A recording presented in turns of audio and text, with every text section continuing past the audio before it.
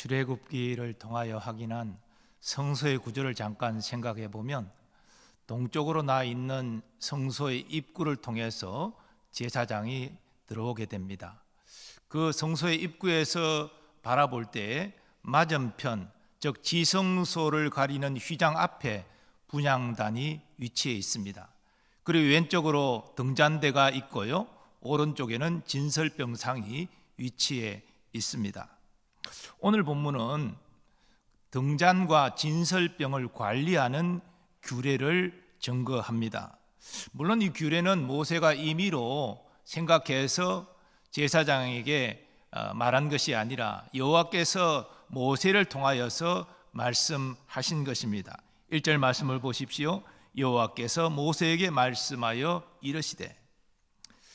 본래 성소에 있는 등잔과 진설병을 관리하는 일은 제사장이 할 일입니다. 그런데 아론의 두 아들 나답과 아비후가 이 성소 안에서 합당하지 못한 일을 함으로 말미암아 여호와의 불로 죽임을 당했습니다. 그래서 하나님께서는 성소에서 제사장들이 행할 일을 엄격하게 규정해 주시는데, 그 등잔을 관리하고 진설병을 관리하는 일도 이렇게 하라라고 규정해 주시는 것입니다. 제사장들은 여호와의 영광의 임재가 지성소에 나타나고 그 바로 앞에 성소가 위치해 있었기 때문에 바로 이 성소의 기구를 다루는 데 있어서 주의하여서 하나님 말씀대로 준행해야 했습니다. 본문은 먼저 등잔 관리 규례를 증거하는데, 여호와 하나님 모세를 통하여서 이스라엘 자손에게 감람을 찧어낸 순결한 기름을 가져오게 명하십니다. 여기 감람은 감람나무 열매를 의미하는 것으로 올리브를 의미합니다. 올리브는 이스라엘 지역에서 흔히 나는 열매인데요, 그 기름은 등잔의 불을 밝히는 용도로 사용됩니다. 하나님이 이 등잔을 밝히는 용도로 쓰이는 이 감람유를 순결한 기름으로 요구하시는데, 이것은 최상질의 올리브 기름을 요구하시는 것입니다. 그래서 이 최상질의 올리브 기름을 만들기 위해서는 감람, 올리브를 찧어서 그 기름을 낼 때에 여러 번 체에 걸려서 불순물이 조금 더 섞이지 않은 그러한 기름으로 가져와야 했습니다. 성소를 밝히는 등잔의 기름에 불순물이 섞이면 불이 꺼지기 쉽습니다. 또 불똥이 많이 생겨서 제대로 성소를 밝히는 빛을 낼 수가 없기 때문입니다. 그림을 보시면 이 제사장은 순결한 올리브 기름으로 등잔의 불을 밝힙니다. 그런데 이 등잔의 불은 24시간 계속 켜 있는 상태로 유지되는 것이 아니라 저녁에 켜고 아침에 끄게 됩니다. 3절 말씀에 그 사실이 증거됩니다. 아론은 회막안 정곡의 휘장 밖에서 저녁부터 아침까지 여호와 앞에 항상 등잔불을 정리할지니 이는 너희 대대로 지킬 영원한 규례라. 여기 여호와 하나님은 모세에게 아론이 등잔의 불을 저녁부터 아침까지 정리하라고 명령하시는데요, 출애굽기 말씀에 따르면 아론만이 아니라 아론의 아들들인 제사장들이 함께 이 일을 감당하라고 명령하고 계십니다. 히브리인들에게 있어서 저녁은 하루의 시작이죠. 그 하루가 시작될 때에 등잔의 불을 켜고 그리고 아침이 되면 등잔의 불을 끄는 것이죠. 이렇게 정리하라고 명령하십니다. 그리고 제사장들은 등잔의 불을 아침에 끄면서 등잔을 정리하고 또 올리브 기름을 채워 넣어야 했습니다.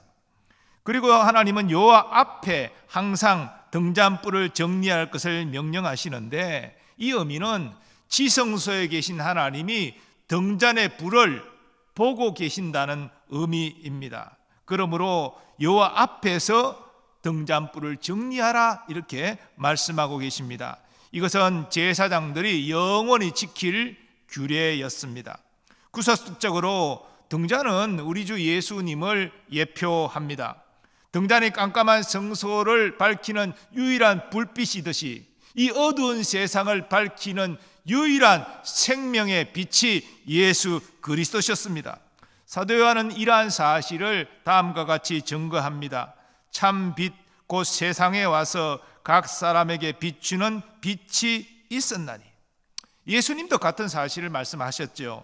나는 세상의 빛이니 나를 따르는 자는 어둠에 다니지 아니하고 생명의 빛을 얻으리라. 예수님은 구원의 빛을 발하셨습니다. 생명의 빛을 발하셨습니다. 그런데 당시 어둠에 있던 사람들이 이 생명의 빛을 깨닫지 못하고 예수님을 영접하지 않았습니다. 빛이 어둠의 빛이 돼 어둠이 깨닫지 못하더라.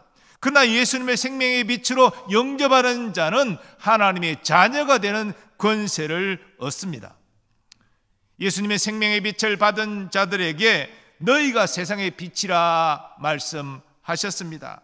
자, 그렇기 때문에 예수님의 생명의 빛을 받은 자들은 세상에 예수님처럼 복음의 빛을 밝히는 역할을 감당해야 됩니다.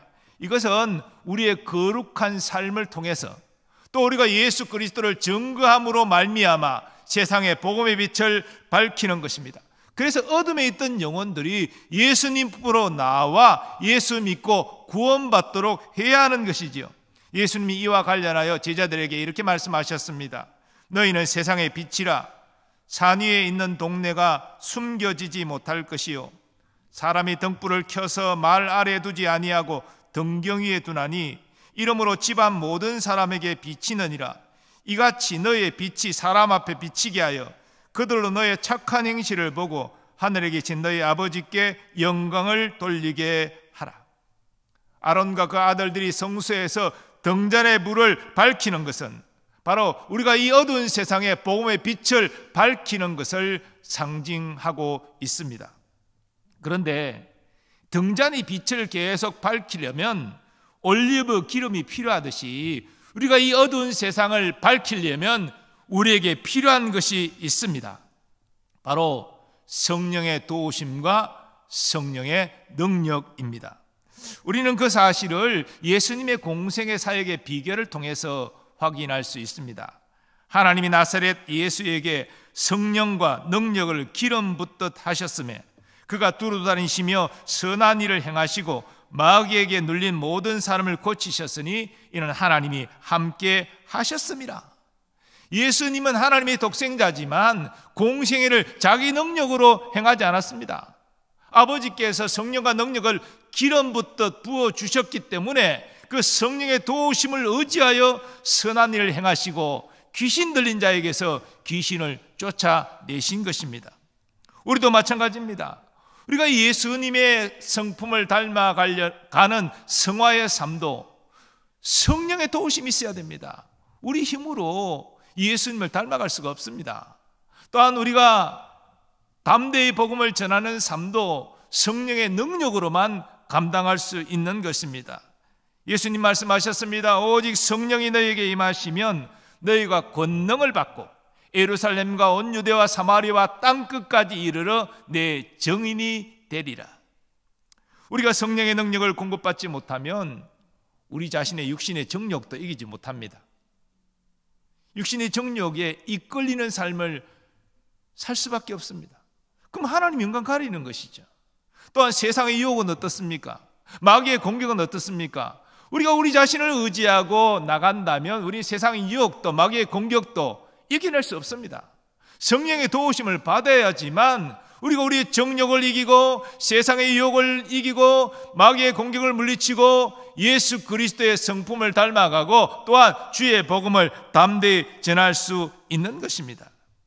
예수님과 3년을 동행하면서 온갖 것 다 양육받은 제자들, 그들은 예수님의 죽음을 경험하고 예수님의 부활도 경험했습니다. 더 나아가 영광스럽게 성찬하는 모습도 지켜보았죠. 그러나 성령을 받기 전까지는 저들은 아무 일도 하지 못했습니다. 예수님은 또 먼저 내게 배운 바를 행하라 이렇게 말씀하지 않고요, 성령을 기다리라 그렇게 말씀하셨습니다. 그래서 오순절에 저들이 성령을 받고 성령의 도우심을 입을 때에 저들은 어두운 세상을 밝히는 빛으로 행할 수 있었습니다. 우리도 마찬가지입니다. 우리도 성령의 도우심을 받아야 됩니다. 예수님처럼, 사도들처럼 어두운 세상을 밝히는 빛의 사명을 감당하려면 성령을 받아야 된다. 성령의 충만을 우리가 누려야 된다는 것입니다. 이것을 위해서 우리는 날마다 주의 말씀을 읽고 묵상해야 됩니다. 또한 기도로 주님과 교통해야 됩니다. 이 모든 것은 무엇입니까? 성령의 도우심을 받기 위한 과정인 것이죠. 하나님의 말씀을 통하여서 기도 가운데 우리에게 성령의 역사를 이루어 주시고 우리를 하여금 어두운 세상을 밝히는 빛으로 행하게 하십니다. 다음으로 여호와 하나님은 진설병을 관리하는 규례를 말씀하십니다. 5절부터 8절까지 말씀입니다. 너는 고운 가루를 가져다가 떡 12개를 굽되 각 덩이를 10분의 2 에바로 하여 요 앞 순결한 상 위에 2줄로 한 줄에 6씩 진설하고 너는 또 정결한 유향을 그 각 줄 위에 두어 기념물로 여호와께 화제를 삼을 것이며 안식일마다 이 떡을 여호와 앞에 항상 진설할지니 이는 이스라엘 자손을 위한 것이요 영원한 언약이니라. 그림을 보면 어떻게 진설병을 두는지 잘 나타나 있습니다. 고운 가루를 취하여 누룩을 넣지 않고 이 떡을 만드는데요, 이 떡을 12개를 만듭니다. 2줄로 6개씩 쌓아 놓게 됩니다. 이 12개의 떡은 이스라엘의 12지파를 상징합니다. 그리고 이 한 개의 떡을 만들기 위해 10분의 2 에바의 고운 가루가 들어가는데 이것은 4.4리터 정도의 분량입니다. 그러니까 4.4리터의 고운 가루를 압축해서 떡 한 개를 각각 만드는데 상당히 큰 떡이겠죠. 떡 크기가 상당히 두툼하고 크게 되어 있는데요, 그만큼 4.4리터의 고운 가루가 들어갔기 때문에 큰 떡입니다. 그리고 하나님은 2줄로 세워진 이 떡 위에 유향을 두라라고 말씀하고 있습니다. 즉 금잔이 떡 위에 있지요. 금잔 안에 유향을 두게 됩니다. 이 정결한 유향을 하나님께 화제로 불살라 올려드려야 됩니다. 유향을 태울 때에 그 유향이 타는 냄새가 하나님께로 올라간다. 하나님이 흠향하신다, 향기를 맡으신다, 그렇게 성경이 표현하지요. 그러할 때에 하나님께서 이스라엘 자손과 맺은 언약을 기억하시겠다. 이스라엘 자손이 하나님의 거룩한 백성됨을 기억하시겠다는 것입니다. 그러므로 제사장은 매 안식일마다 진설병 상위에 있는 12개의 떡을 교체하고 그리고 떡에 든 유향으로 화제로 하나님께 불살라 올려드려야 됐습니다. 이러한 규례는 바로 여호와께서 이스라엘 자손을 기억하기 위한 것이었습니다. 그래서 이스라엘을 위한 것이요 영원한 언약이니라 이렇게 말씀하고 계십니다. 구석사적으로 진설병도 우리 주 예수님을 예표합니다. 예수님은 모든 성도를 위한 생명의 떡이 되시기 때문입니다. 그러므로 이 생명의 떡을 먹는 자가 영생을 얻게 되는 것이지요. 예수님이 이와 관련하여 이렇게 말씀하셨습니다. 나는 하늘에서 내려온 살아있는 떡이니 사람이 이 떡을 먹으면 영생하리라. 내가 줄 떡은 곧 세상의 생명을 위한 내 살이니라. 예수님의 이 말씀은 영적인 말씀입니다. 그저 육신적으로 문자적으로 이것을 받아들이면 곤란한 문제가 생깁니다.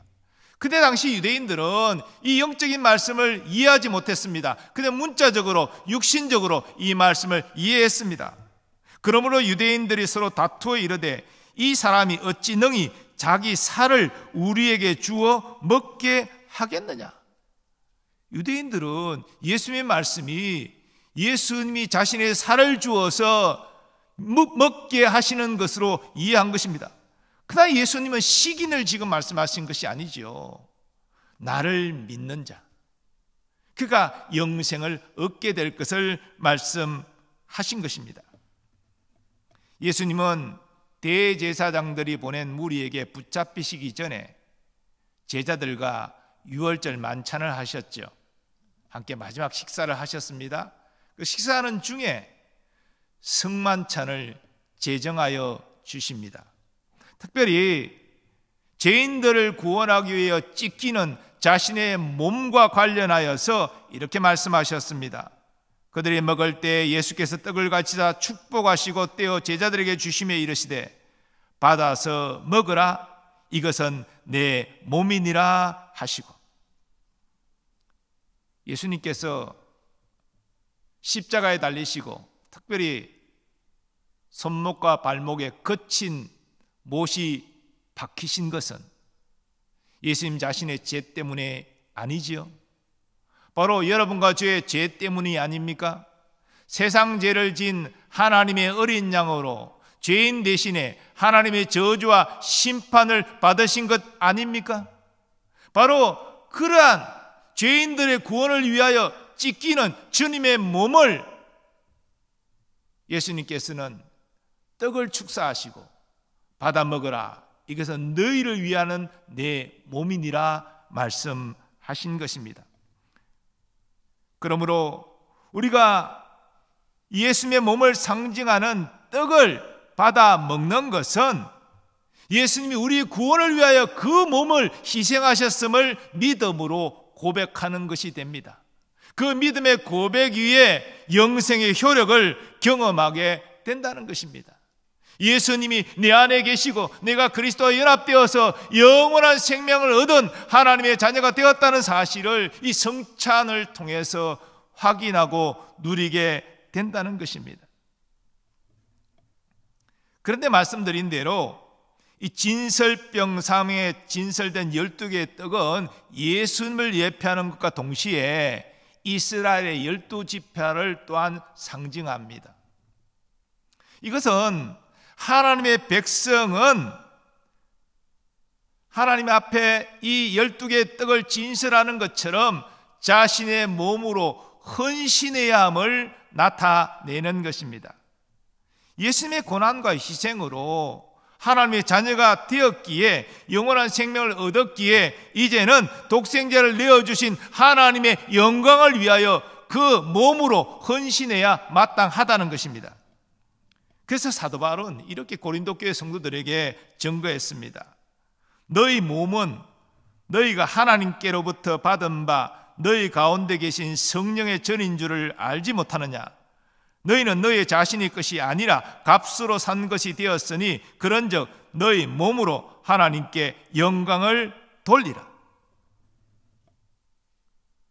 하나님의 자녀는 하나님께서 독생자의 생명값으로 사신 존재입니다. 하나님의 소유라는 것이죠. 그렇기 때문에 우리는 우리 자신을 위해서 사는 존재가 되어서는 안 됩니다. 우리를 사신, 우리의 소유자이신 하나님을 위하여, 하나님의 영광을 위하여 살아야 한다는 것입니다.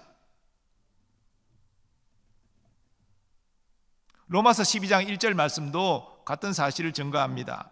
그러므로 형제들아, 내가 하나님의 모든 자비하심으로 너희를 구원하노니 너희 몸을 하나님이 기뻐하시는 거룩한 산 제물로 드리라. 이는 너희가 드릴 영적 예배니라. 우리가 예수 보혈로 참 생명을 얻었다면 우리의 몸으로 하나님께 영광을 돌려야 된다. 우리의 몸으로 하나님 앞에 헌신해야 된다. 그것이 마땅한 도리다. 이것을 증거하는 것입니다.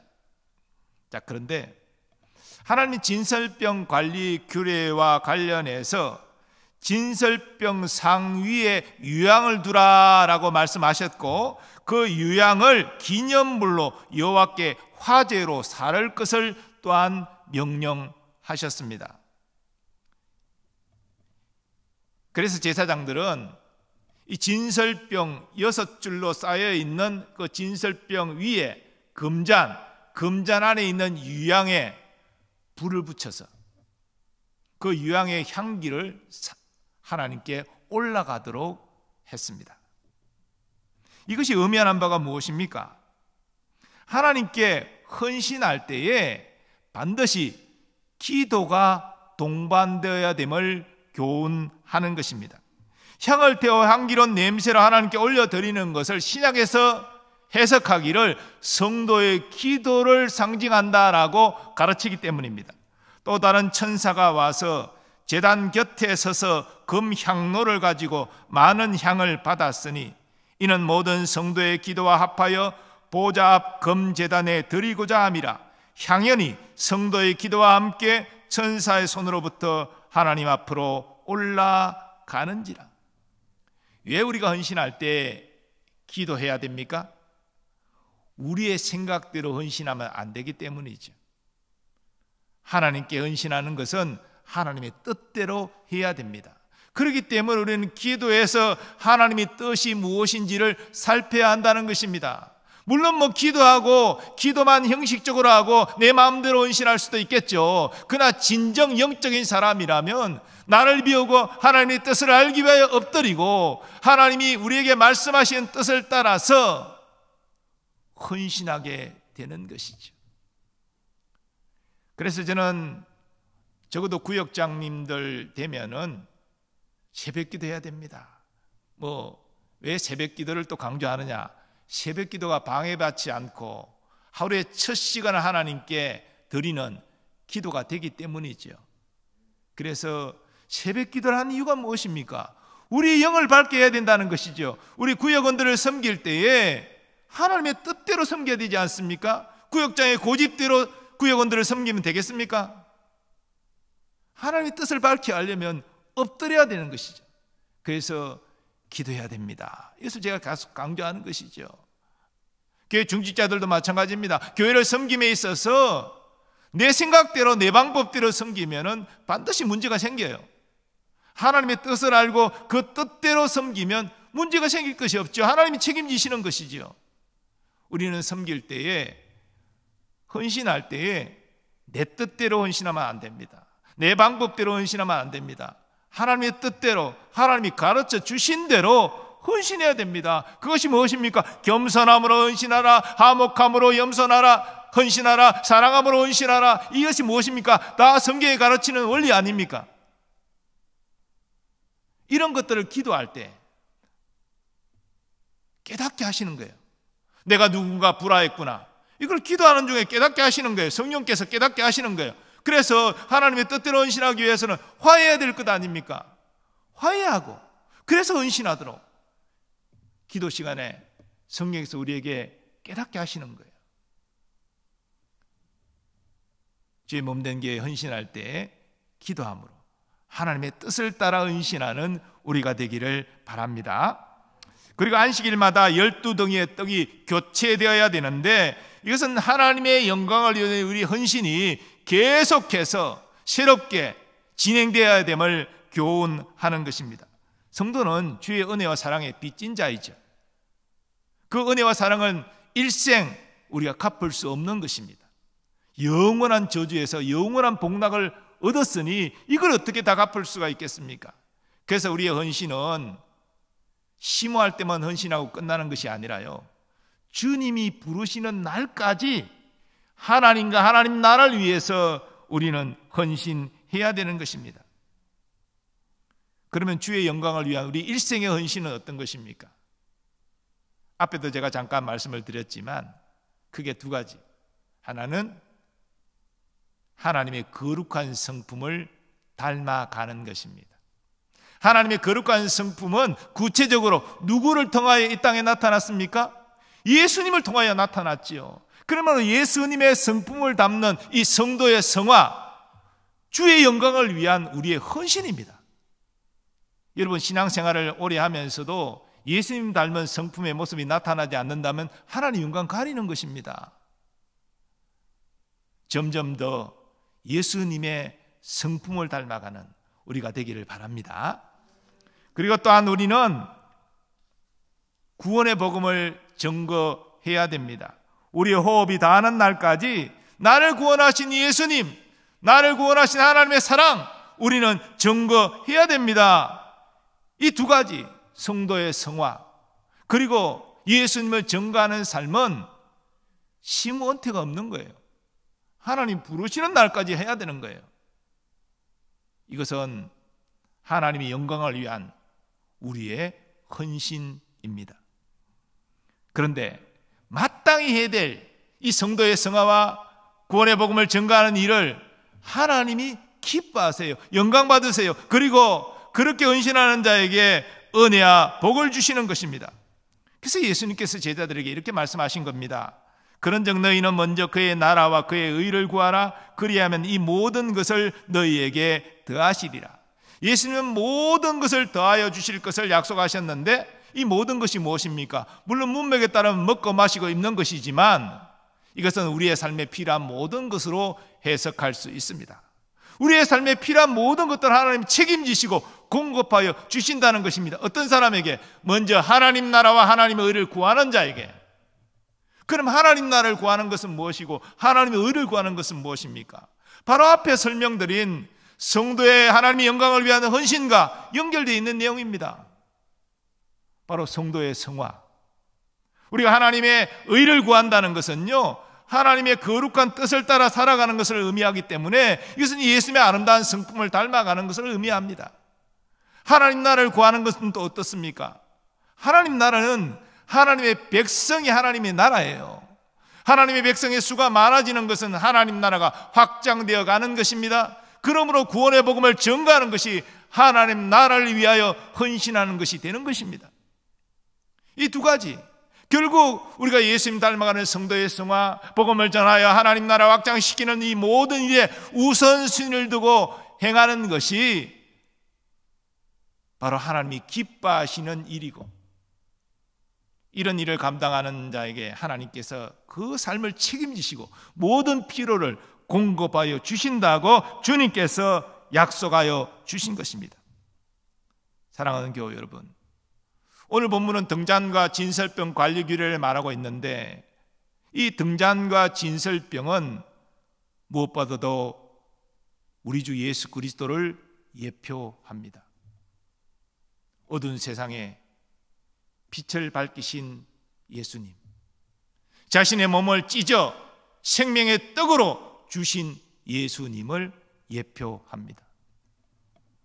그리고 그런 구속의 은혜를 받은 우리가, 예수님을 따라가는 삶을 살아가야 될 우리가 바로 예수님처럼 어두운 세상을 밝히는 세상의 빛으로 살아야 되고, 또한 주님처럼 우리의 몸을 내어주어 헌신하는 삶을 살아야 하는 것입니다.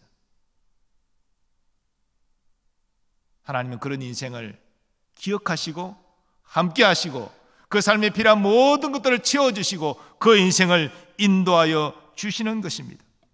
우리는 이러한 헌신을 감당하기 위하여 기도해야 됩니다. 우리의 생각대로, 우리의 방법대로 헌신해서는 안 되기 때문이지요. 하나님의 생각대로, 하나님의 방법대로 헌신해야 하기 때문입니다. 또한 우리의 헌신은 하나님이 부르시는 날까지 매 안식일마다 새로운 떡을 계속 교체하여 드린 것처럼 우리는 계속해서 하나님 앞에 이 헌신의 일을 주님 나라 갈 때까지 지속해야 됩니다. 그러므로 기도와 말씀과 순종으로 끼어있는 여러분 되시기를 바랍니다. 우리가 왜 기도해야 되고 왜 말씀을 가까이 해야 되고 왜 순종해야 됩니까? 하나님을 만나는 핵심이 여기 있기 때문입니다. 성도의 영적인 삶은 하나님을 만나고 하나님의 뜻을 알고 하나님이 주시는 능력을 받을 때 감당할 수 있기 때문입니다. 우리는 말씀을 통하여 하나님을 만나게 됩니다. 또한 기도 중에 하나님을 만나게 됩니다. 순종하는 삶의 자리에서 나와 동행하시는 하나님을 만나게 되는 것입니다. 하나님을 만나야 하나님의 뜻을 알고 그 뜻대로 준행할 수 있지 않습니까? 그래서 우리의 영적인 삶의 핵심이 말씀생활, 기도생활, 순종생활 꾸준히 하는 것에 있습니다라고 계속 강조를 드리는 것입니다. 날마다 주님 말씀하신 대로 우리를 부인하고 주님 주신 십자가 지고 주님 따라가는 우리 모두 되기를 바랍니다. 그 길은 주님이 먼저 걸어가신 길이요 믿음의 선진들이 앞서갔던 길이며 또 주님께서 우리를 붙잡고 인도하시는 길입니다. 그러나 우리는 또 영적으로 연약하기 때문에 이 길을 걸어갈 때에 믿음의 사람들이 서로 손에 손을 붙잡고 서로 위로하고 격려하고 함께 이 거룩한 길을 걸어 나가기를 바랍니다. 그래서 구역 모임이 중요한 것이고 소그룹 모임이 중요한 것이에요. 우리가 믿음의 선한 싸움을 싸우고 하나님을 위하여 헌신할 때에 위로운 길을 가는 것이 아니라 지체들이 함께 가는 길 아닙니까? 그래서 서로 위로하고 격려하고 손 붙잡아주고 함께 걸어가는 거예요. 혼자 걷는 길은 외롭지만 함께 걸으면 외롭지 않습니다. 고난이 와도 어려움이 와도 함께 손을 합쳐서 물리칠 수 있습니다. 그래서 함께 가는 길이 중요한 것입니다. 영광의 주님께서 반드시 우리와 함께 하실 것입니다. 우리를 믿음으로 세상을 이기고 승리를 노래하게 하실 것입니다. 그리고 언젠가 주님 앞에 서는 날 우리에게 착하고 충성된 종아, 네가 나를 사랑하고 나를 위해 헌신하는 것을 내가 아노라 라고 말씀하시는 주님의 음성을 듣게 될 것입니다. 그 주님이 우리에게 주시는 그 영광스러운 음성을 듣기를 소망하면서 주의 은혜와 사랑의 빚진 자로서 우리의 몸을 들여 주님의 영광을 위하여 헌신하는, 그래서 어두운 세상에 빛을 밝히는 주님의 선한 도구 되기를 간절히 소원합니다. 아버지 하나님, 오늘 등잔과 진설병 규례를 통해서 예수 그리스도의 구속사역을 다시 한번 보게 하시고 주님처럼 우리도 어두운 세상에 비치는 빛으로 살아갈 뿐 아니라 우리의 몸으로 헌신하여서 하나님의 영광을 나타내게 하여 주심을 감사합니다. 하나님이 기뻐하시는 이 길을 아버지 믿음의 지체들이 서로 위로하고 격려하고 함께 십자가 지고 걸어가게 하여 주옵시고 주님 앞에서는 그날 착하고 충성된 종이라 칭찬 듣는 우리 모두 되게 하여 주옵소서. 예수님의 존귀하신 이름으로 기원하옵나이다. 아멘.